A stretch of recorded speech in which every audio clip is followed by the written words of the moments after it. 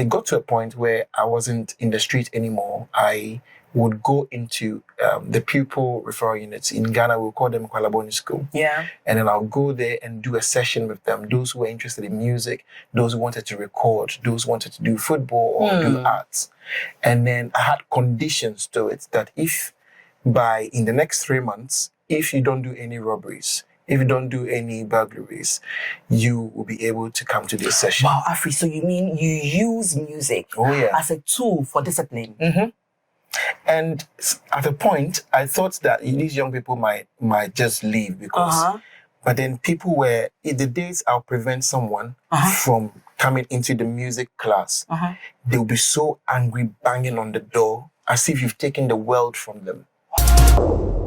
The Spotlight Show.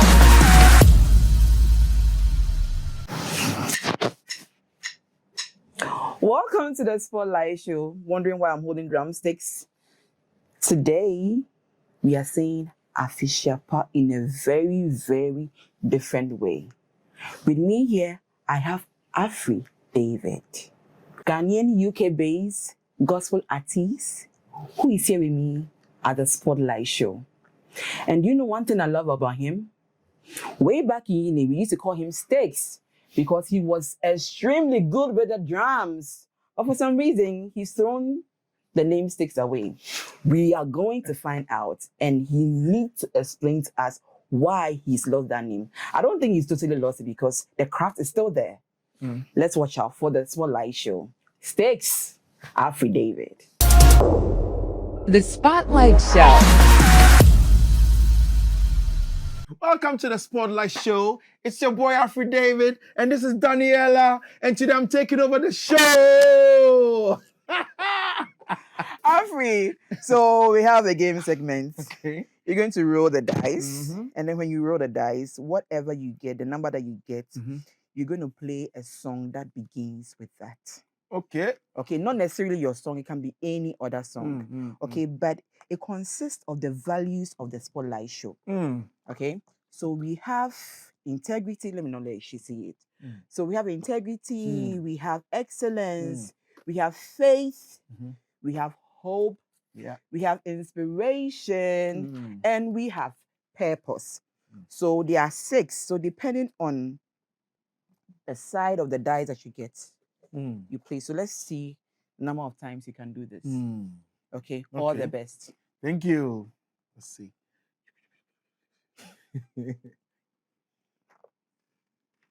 3. 3. Oh, okay. Let's see. Let's see. 3. Oh. Integrity. Oh. He had integrity. So a song that starts with I. Hey. You can. So it is a song I wrote for my wife. Yeah. Before we got married, and I sang it on our wedding day. So it says I do. So I do take you to be my wife, for rich or poor. I'll love you more through the good times and the bad, till death do us part. I do, baby, oh, cha la la la la. Wow, this is amazing. Yeah, on that day I was rolling on the floor. How you're singing the song, I can see some blushes, a black man blushing. Interesting. All right, so let's do another one. Okay. You can roll the dice. 5. Let's see.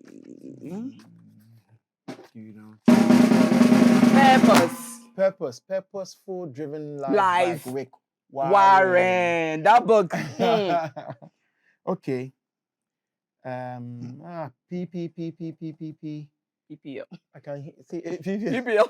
Pray every day, pray every day, pray every day. A song just came into mind. Yes! This is my new song.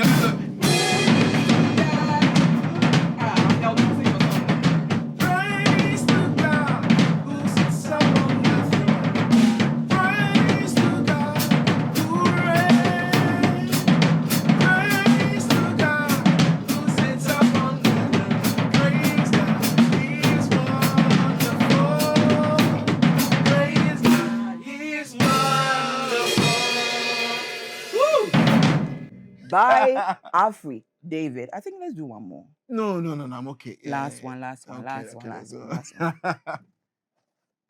Where is it? See? The dice is over doesn't here. want to do it. One.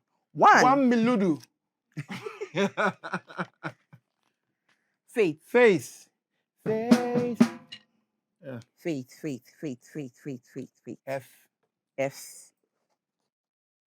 Oh. Father, Lord is my keeper, the Lord is my shield. Oh my God. Upon thine right hand, upon thy right hand.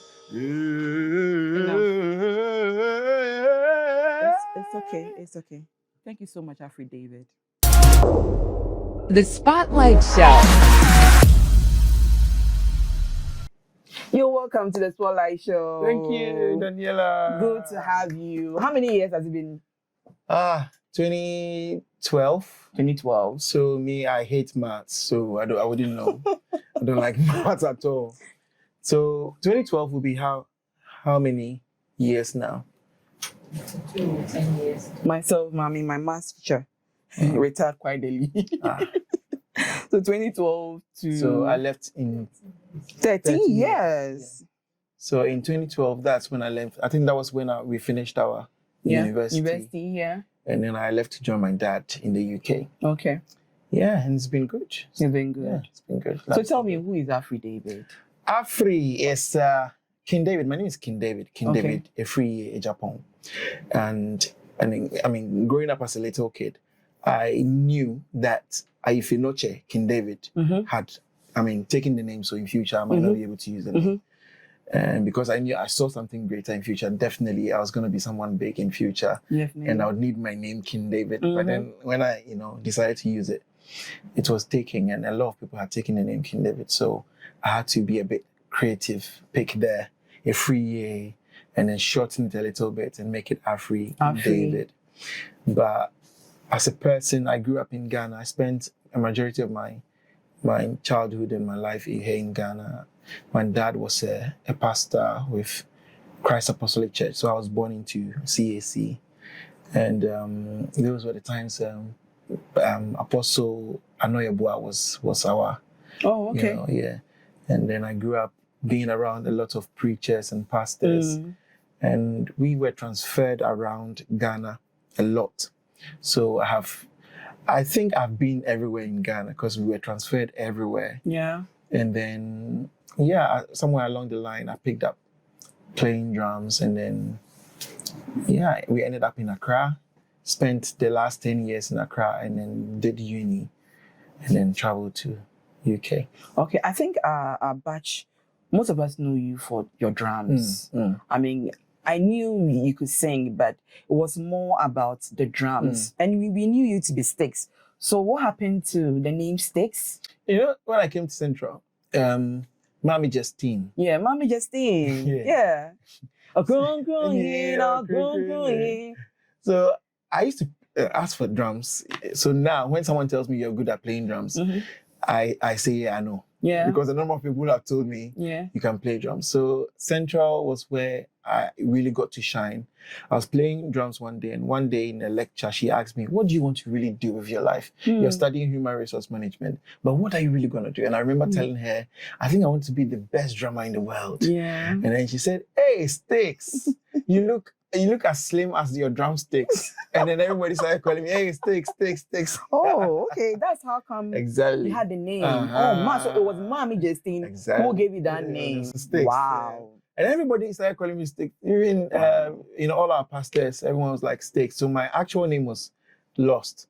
But I loved the feel that it came with, playing drums and everyone calling you Sticks. And I was quite famous in uni for the name. Yeah. And I think it helps me differentiate who is in my cycle, whoever mentions my name from afar. If you see me and you call me Sticks, I know you know me from university. Yeah. If you see me and you call me Afriy David, it means you just met me online or know my music. If you call me by King David, it means you know me from JSS. Yeah. So the names is plenty, and I think I go by any that you might call me Sticks, Afriy David, or King David. I'm okay with it. So tell me, how has been your music journey?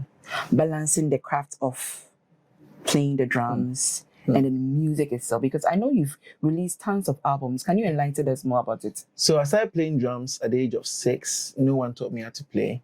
Oh, Yeah. wait.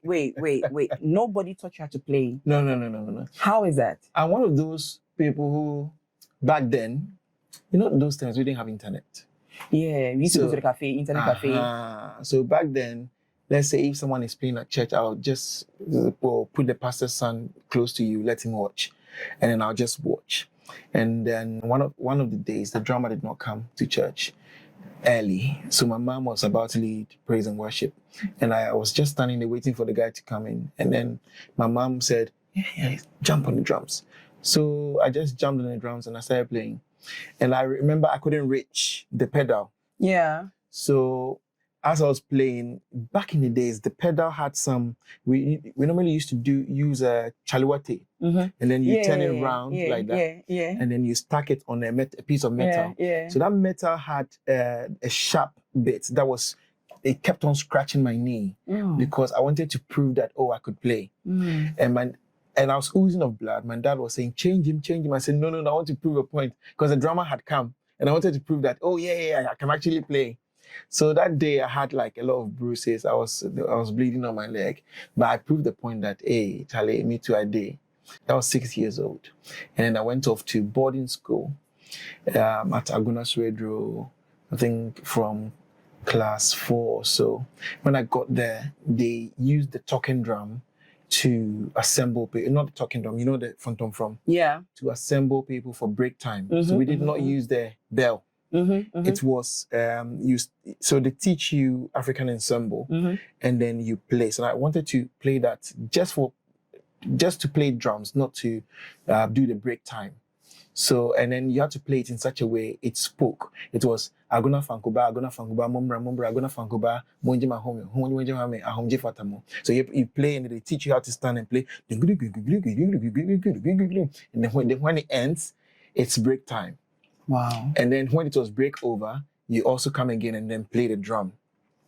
So all of that I've been through influences my style of play, and it's a bit unique because whenever I touch the drums, it sounds different. It sounds African. It's got that highlight feel. It's got the flair of Sticks. Wow. I mean, I'm really, really touched by your story. So it means that from the word go, your mom believed in you. Oh yeah. Ask my mom. I mean, it's actually to parents who are bringing up their children, hence their gifts, their crafts. So, I mean, she believed in you that much that she knew you could play.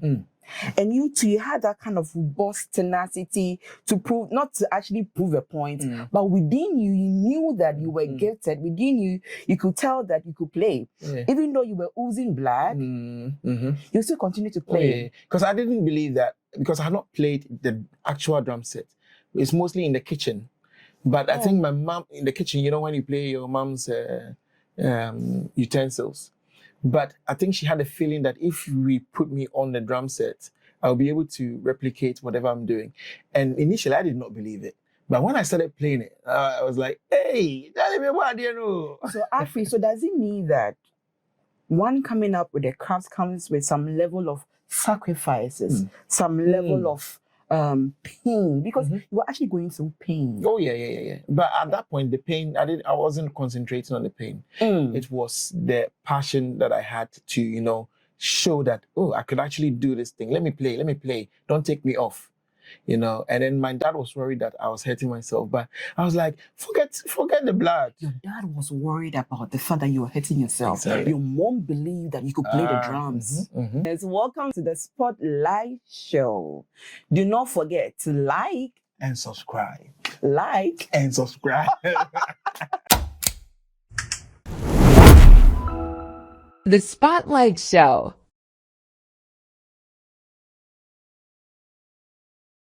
Hi, my name is Daniela, CEO, founder, host of the Spotlight Show, and I want to use this opportunity to wish you all a very, very Merry Christmas. I hope you all take very good care of yourself. Let's try and eat healthy and know that Christmas is a time of sharing. So make sure you share what you have and have a responsible fun. See you next year. Bye. The Spotlight Show. Viewers and listeners, you are welcome back. I'm your host, Daniela, and this is the Spotlight Show. And here we have Afriy David. Afriy, but tell me, with doing all this, how do you juggle between family, okay, with your career, and then your style of drumming, and then your skill and your gifts and your talent? How do you put it all together? It's one answer. The answer is I've got a supportive family. I've got a supportive wife. And my wife really understands. She knows the man she got married to. Yeah. And I think the first time I met my wife, she saw me drumming. And Whoa. everyone was like, hey. So she's very, very supportive when it comes to the music that I do, especially when I'm playing drums. I think there's something about drums, because I think she used to dance at the Y and stuff. Oh, okay. Or you should see me when I'm playing things like you should see my wife. Hey. Yeah. Wow. Interesting. Interesting. So I want to see how your home will look like. and then luckily my son has picked up drumming. He doesn't want to be taught. He just wants to play. Wow. Yeah, anytime I want to teach him, he doesn't, and he just wants to play by himself. My two girls, they play the keyboard. The other one is gonna play bass. So we are, tick band. Yeah, I saw that video, that karaoke video that you guys did. Yeah. Exactly. So we normally hold concerts at home, so that at least it's a music family. But how I balance it, I am one of the senior leadership for our national health services in the United Kingdom. And I've got a very suitable working place where my colleagues are very, very helpful as well and supportive. They come to my events as well. They support me. And I think we built a circle around us that supports the very best of the things that we do. So we're able to balance it properly. Okay, so I just picked two cues from what you said. You said your wife is very, very supportive with what you do. So it means that when you are married or when you're yet to be married, you should somewhat pick somebody or choose somebody or let God help you align your path to somebody who would appreciate who you are. Hence, it will help you come up with more of your craft because his wife is giving him more moral support. Hurrah! Yeah. And then he also mentioned that he has built a community, or he is in a community whereby they support him. So you cannot decide to be doing this in terms of your craft or whatever you want to build in, and then you find yourself in a different circle. So your community also help you in your promotion or in people getting to know who you are and what you do. So it is very, very key. So Afriy, you once told me about how you discipline children.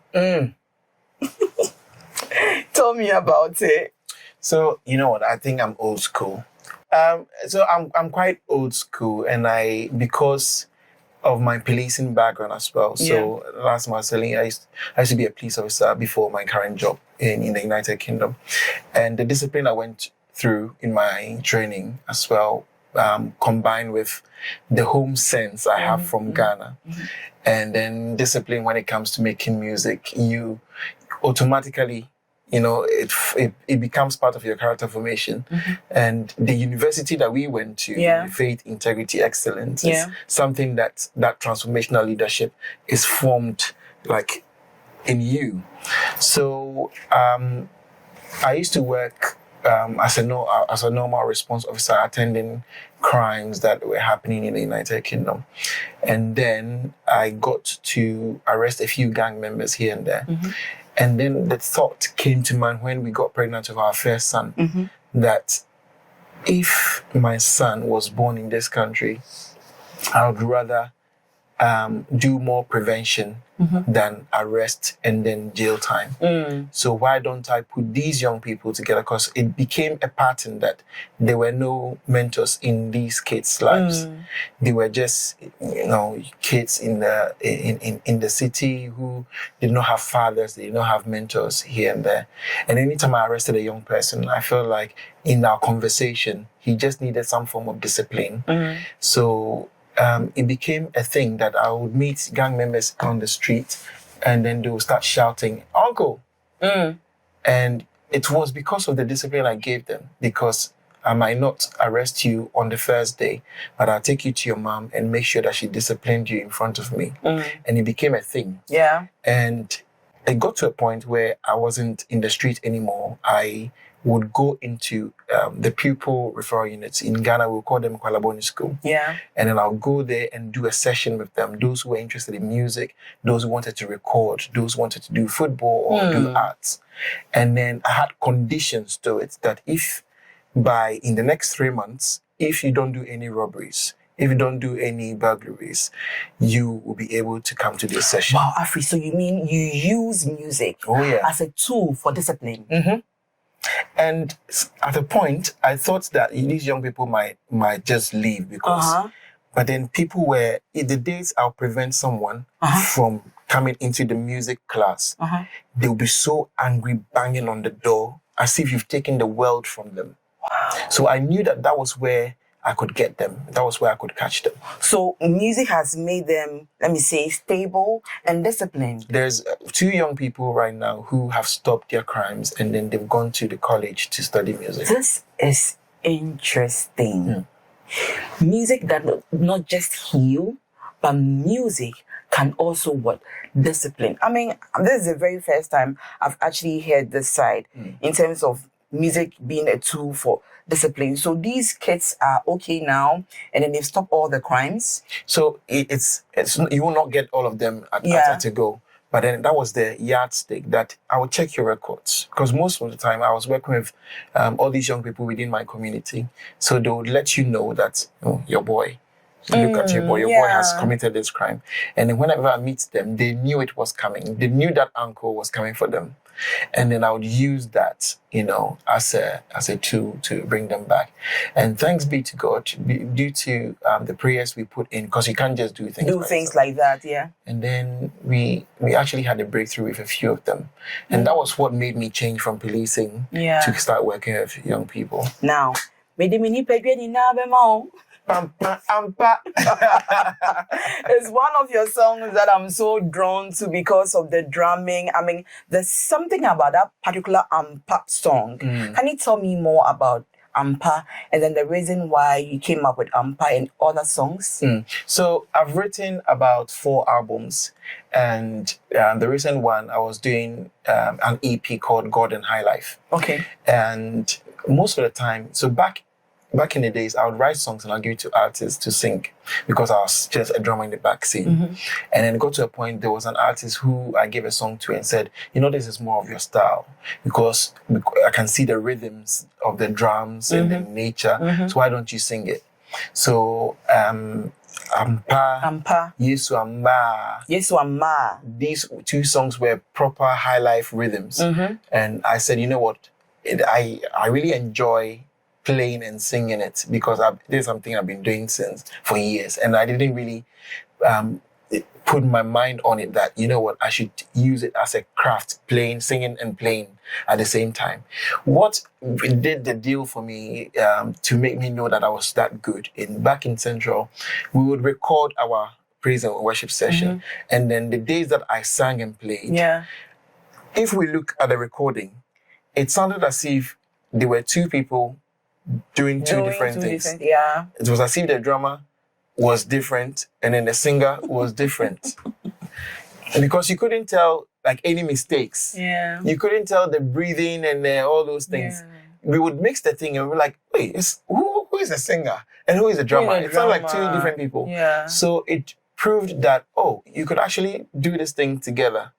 And in fact, I could actually even sing and play the drum off and then sing on time. Wow. So it showed that God had given me a gift. So I said, ampa, me de me nipedia nyina beba for you. Everything that is within me should just praise the Lord, because I felt like I am multi-talented, and why not? Let me just declare it to God. And I feel like songs that celebrate Jesus, songs that are of full joy, are things that I love, to do. I love to celebrate Jesus. That's interesting. And what do you have to tell young ones or people who are passionate about music, passionate about drumming? Because there are times that they just want gigs. And then they forget about the fact that maybe they're supposed to be in a church and play. So they blend between doing gigs in church and then going out to play. Have you ever played secular music before?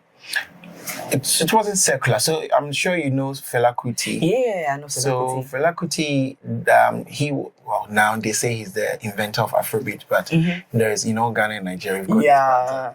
So Fela Kuti. When I was in London, my friend and I used to go to this place. It's a place where they eat. It's called Faji. Faji means happiness or entertainment. Okay. And Fela's son Femi Kuti would come over, and then they would send us a playlist that learned the song. And some of the songs, I think those are some of the parts that influenced my Afrobeat as well. Some of the songs talked about revolution, it talked about presidents who were misusing funds and stuff. So those were the kind of music that where we were playing then in those places.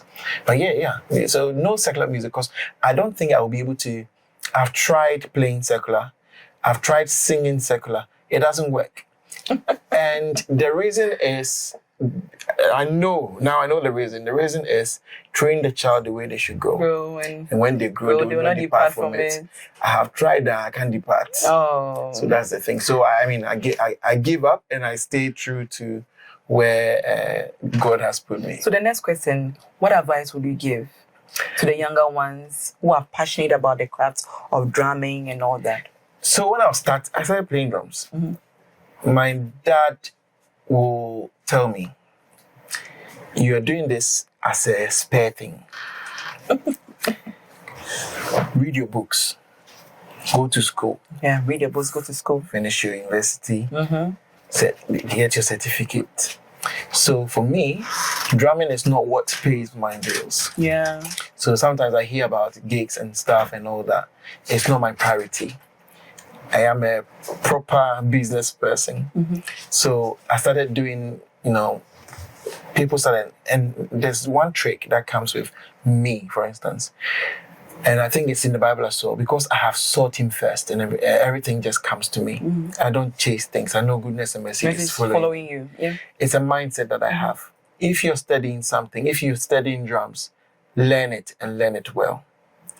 And then seek God. The rest will follow. But you know that there are some people, they are gifted, they are skilled, they are talented, but the resources are not there. As in, they cannot go to school. You understand? So what do you do in terms of when they find themselves in such a situation? What do you do in terms of what advice would you give them? I mean, you still have to study. Okay. You've learned drums as a skill, but then that is not what is going to buy you that mansion. You need to learn the business of music. Yeah. It still has to come to study. But they don't have the money. If you go to school. I mean, I didn't have the money. I was halfway in Central. My dad couldn't pay my fees, and then that was my second year. Oh, wow. So we've all been you. Yeah. He said he wouldn't pay my school fees at that time. So it was Central that gave me a scholarship. Wow. So shout out to our chaplaincy. Yeah, Central University. But the thing is, your gift is always going to make room for you. Your gift is always going to make room for you. And then if you're in an environment that does not have your interest at heart, Central University did it for me. ICGC did it for me. I was still in ICGC Church as well, who was sponsoring people. But if you don't have the money and you've been able to learn the instruments, I mean, you just have to market yourself properly. But then once you're marketing yourself, make sure you study with the little money that you get. Yeah. As for me, anytime you ask me, you have to study, because that's what has helped me now to be where I am now. So it means that those who do not have the resources to take themselves to school, I think their craft or their gift can launch them into a scholarship, or it could be somebody who will see the talent and like, oh, aside this, I think I can help you get to school, right? So it means that they should actually learn their craft well. Learn the craft. The craft, now everybody can, AI is doing it. Oh, good. That's another topic. People may not understand what I'm saying today. Yeah. They will understand it in a few years. That's how mostly happens when I speak to our young people. Okay. You say, oh yeah, you now, you're in UK, you're abroad. If I told you my story of how I got there and how I've got to where I am, it all boiled down to studying. We went to study in uni, but that's not, the drumming was a part of it. Exactly. You're drumming, fine, you don't have money. You don't have money to go to school. No one is putting you through education. So you've learned how to play drums. Fine. The gigs are coming. The money is coming. There's a problem with most of our musicians. I'll get the money on Sunday. It will finish on Tuesday. And the reason why it finishes is because that on Sunday another one will come. So most instrumentalists are not learning or studying into that music business. Do you understand? Or how to even save the gigs money. Exactly. They can even use the gigs money to even go to school. When I was playing... Or do some short courses. Playing in my dad's church, I started being paid. My dad started paying me. Yeah. And then that money, he would keep it. He would give it to my mom. Anytime I played a gig outside, someone said, oh, Pastor, we want to take your son somewhere. They will give him money. It comes to my mom. It doesn't come to me. Wow. So my dad made sure that as for the drums, dear, we know it will come. It's just a study, read your books. Yeah. And today, that's not what's feeding me. Wow. So, my dear loved ones who are out there listening to me, you are multi-talented. You can sing, you can play the drums, you can play a musical instrument. You heard him. It was through his gift and talent that launched him into a scholarship when he was in uni. There's nothing that God cannot do for you. What is your skill? Do not give up. Continue, and I believe that one day a blessing will come out of it. So, Afriy, how do we locate you? You can find me on social media, and the name is Afriy. So it's a free, and then we slanted the IE. Okay. So Afriy David. Okay. And I'm on all platforms. I'm on YouTube. I'm on Instagram. I'm on TikTok. Please be a part of the family. And we just do music for because God has spoken to us and given us a song. Yeah. We're not chasing people to come and listen to our music. I know. If you love the music, you take it. I know. If you don't love it as well, then you go to the next person. This ministry or this thing, wherever you are, wherever you find yourself in doing, I mean, don't give yourself too much of pressure, because there's no competition in this. Just do your best and know that God will bless your heart and then the intention of what you are using or what you are doing. Hence, Afriy David, the reason why he's saying all that. And I mean, let me say one thing as well. I think having that mindset, I think this morning when we were doing our morning devotion, my wife and I were discussing projects that we wanted to do. And she was stressing so much. And I was saying, just take that cue for me all the time. Be a bit laid back and trust in God. I take it seriously. It's a normal thing we remember. Yeah, I take it seriously. The scriptures seriously about goodness and mercy following me, and then leaving everything to God and seeking God first. And can you imagine everything that everybody wants, like maybe tickets to Arsenal game or Tottenham game, or tickets to the things that you want, everybody wants. I don't really rate it like that, but then it comes knocking on my door all the time. And it's not like it's magic. I know it's the mindset. Yeah. The things that maybe probably you might say that, I wish I'll get a plane to Kumasi to go and eat and come back. Yeah. I'm like, oh yeah, if that's what I want, yeah, why not? I don't think about, where will I get money? Exactly. I know God's got me. Yeah. And it will surprise you, within a few seconds that we speak about it, someone come, oh boy, I've got a ticket to Kumasi. And it works all the time with me. But you have to get to a point. I don't know which point you have to get in your spiritual life, but it has to be a belief. Yeah, faith. Faith. One of the values of the Spotlight Show. Faith is key. All right, so Afriy, I know that you've, during the game segment, you played a song and you said you had it when you were about getting married. It's a love song. So does it mean that you do love songs too? I write songs for my wife. You write songs for only your wife? Yeah. Okay. Only your wife. So, I mean, when I write it, I think I've done 2 songs. There was one for our wedding and there was one for our 10th year anniversary. And I'm sure during now the 15th, I'll do another one. Okay. And then when I do it, I just, some of them I don't post it. The first one I posted it because when I sang it at the wedding, people were asking me, oh, how can we get a song? Yeah, because eventually people will like you to come and play during their weddings and all that. But you know, it's Christmas. It's Christmas. So are you booked? Is your calendar opened? Yeah. And just in case in future, people want to book you, how do they do that? So when you go on my Instagram, there's a booking information on there. And then you can just do all the necessary requirements. I don't handle any of that. Okay. Someone handles it. So, but I think Christmas, I'm fully booked. Oh. Yeah, I was booked since June. Afriy David, it's such a blessing having you on the Spotlight Show. And I just can't wait for our conference. You know what I'm talking about? Let's not say it. Let's not say it. All right, viewers and listeners, thank you so much for being with us. And this is the Spotlight Show. See you. Bye.